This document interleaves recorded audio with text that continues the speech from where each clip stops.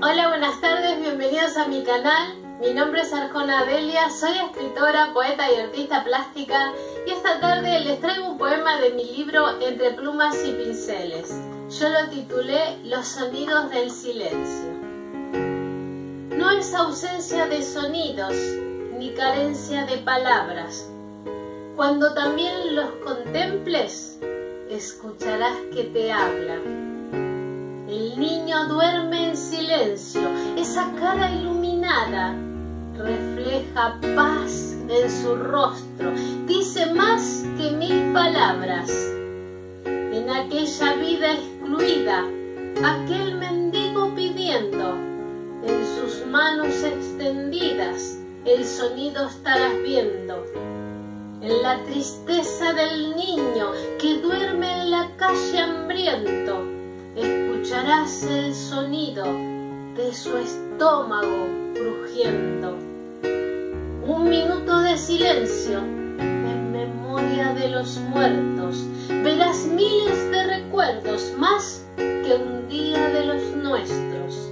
El rostro de enamorados cuando sus almas se encuentran. Sus corazones callados en silencio lo demuestran. Silencio en la habitación, las caricias de las manos. El sonido es la canción que nuestros cuerpos brindamos. En la gente arrodillada, en súplica con sus ruegos, las palabras escondidas y el silencio de sus sueños.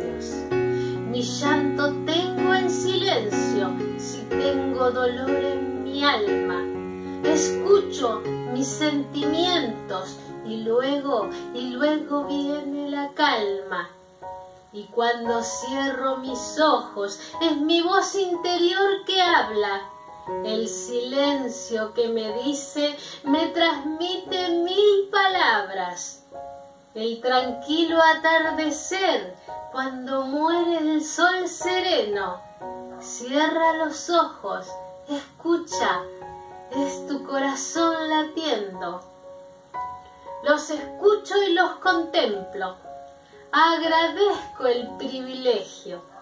Puedo ver en todos ellos los sonidos del silencio.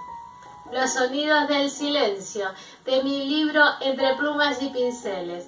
Si te gusta la poesía, suscríbete al canal, que yo toda la semana subo algún poema. Muchas gracias.